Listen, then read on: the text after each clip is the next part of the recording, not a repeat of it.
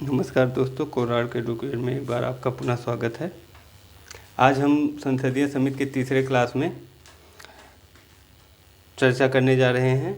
जो अस्थाई समितियों के विषय में चर्चा हम कर रहे हैं। इससे पहले वाले क्लास में हमने अस्थाई समितियों का एक जो भाग था वित्तीय समिति, उसके विषय में चर्चा किए थे कि वित्तीय समिति का क्या काम है, कैसे उसकी संरचना है, कौन कौन सी समितियाँ वित्तीय समिति के अंतर्गत आती हैं।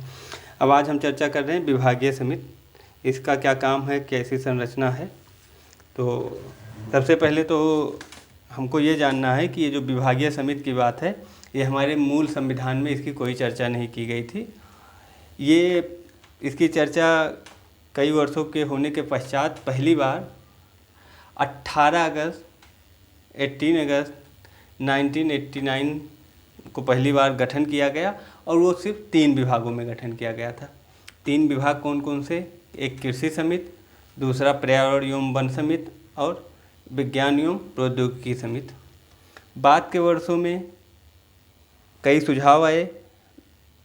9वीं लोकसभा के कार्यकाल में नियम समिति ने यह सुझाव दिया कि सभी सरकारी विभागों में प्रशासनिक उत्तरदायित्व का मार्ग प्रशस्त करने के लिए विभिन्न विषयगत समितियों का गठन करना चाहिए, ताकि कोई भी क्षेत्र जो है वो संसदीय जांच के दायरे से बाहर ना रहे। मुख्यतः समितियों का काम आपको बता ही दिए कि संसद का सत्र हमेशा नहीं चलाया जा सकता, और काफ़ी काम होते हैं कि हर काम को संसद सत्र में पूरा भी नहीं किया जा सकता। उसके बाद में जो संसद सत्र ना हो या संसद सत्र होने के बाद जो उसके कार्यक्रम है, उसको जो संचालन किया जाता है, उसकी निगरानी कैसे रखी जाए, उसी को लेकर समितियों का विचार है। समितियां मुख्य रूप से सरकार की नीतियों की समीक्षा करती हैं, नीति नहीं बनाती हैं। इसको आप पूरी तरह से ध्यान में रखिएगा। इस समिति जो हैं, संसदीय समितियां हैं, इनको नीतियों को बनाने में कोई वो नहीं है। नीतियां बन जाती हैं, उसके बाद उसके क्रियान्वयन की ये जांच करती हैं। कोई योजना लागू होती है तो देखा जाता है कि ये सभी के साथ लागू हो रहा है, कोई भेदभाव नहीं किया जा रहा है, या कोई धन का आवंटन हो रहा है किसी विभाग के लिए तो उसका उसी विभाग में खर्च किया जा रहा है या नहीं किया जा रहा है। इन सब चीज़ों के लिए समितियां होती हैं। फिर ये देख लीजिए कि इसके सदस्य कितने होते हैं। तो सामान्य तौर पे विभागीय जो समितियां होती हैं उसके 22 सदस्य होते हैं, जिसमें 15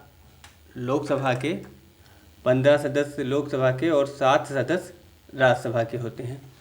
विभागीय समितियों में आपसे पूछा जा सकता है कि लोकसभा के कितने सदस्य होते हैं या राज्यसभा के कितने सदस्य होते हैं।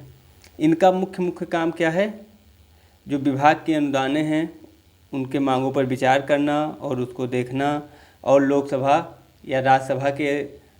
अध्यक्ष या राज्यसभा के सभापति द्वारा भेजे गए विधेयकों का निरीक्षण करना, मंत्रालय की वार्षिक रिपोर्ट का अध्ययन करना, या लोकसभा अध्यक्ष या राज्यसभा का सभापति यदि कोई ऐसी महत्वपूर्ण विषय उसको लगता है कि यह समितियों के पास भेजा जाए तो उसका भी अध्ययन करना। मुख्य रूप से विभागीय समितियों का आप जान ही गए हैं कि इनका क्या काम है, तो वो काम यही है। और ये आप फिर से जान लीजिए कि विभागीय समितियां जो होती हैं ये वास्तव में सरकार द्वारा जो सारी योजनाएं तैयार की गई हैं उनकी भी निगरानी करती हैं, और भविष्य में कैसे परिवर्तन होना है उसका सुझाव भी देती हैं। जो योजना चल रही है उसकी निगरानी करती हैं, और भविष्य में कैसे परिवर्तन किया जाए योजनाओं में कि ताकि अधिक से अधिक लोगों तक उसका लाभ पहुंच सके, तो उसका सुझाव देती हैं।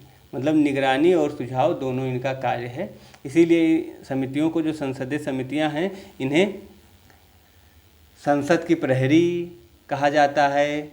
कुछ किताबों में आपको मिलेगा छोटा सदन इनको कहा जाता है, क्योंकि अगर सारी समितियों को मिला लिया जाए तो वास्तव में छोटा सदन होता है। और इनका जो सबसे बड़ा काम है वो काम भी ये है कि निगरानी करना पूरी तरह, कि जिस उद्देश्य से सरकार का गठन हुआ या जिस उद्देश्य से योजना का गठन हुआ वो सही से क्रियान्वयन कर रहे हैं कि नहीं। और ये जान जाइए कि ये कहा जाए कि समितियां केवल सिफारिश करती हैं और इनकी रिपोर्ट को रद्दी टोकरी में डाल दिया जाता है, तो ऐसा कुछ नहीं है। इनकी रिपोर्ट को पर्याप्त महत्व दिया जाता है और सबसे बड़ी बात है कि इन समितियों की रिपोर्ट को आम जनता महत्व देती है। और आम जनता, ये आप जानते हैं कि एक नैतिक दबाव सरकार के ऊपर हमेशा बना रहता है कि वो गलती ना करे। तो सरकार के तरफ पास तो इन समितियों का महत्व है ही है, इन समितियों से ज़्यादा महत्व सरकार से ज़्यादा आम जनता भी महत्व रखती है, इसीलिए इसका शासन पर व्यापक प्रभाव भी पड़ता है। विभागीय समिति के विषय में बस इतना ही। अब आगे आपका जो और क्लास रहेगा स्थायी समिति के और भागों के विषय में हम चर्चा करेंगे। एक बार पुनः आग्रह करते हैं कि अगर अभी तक आपने हमारे चैनल को लाइक और सब्सक्राइब नहीं किया है तो प्लीज़ कर लीजिए ज़रूर।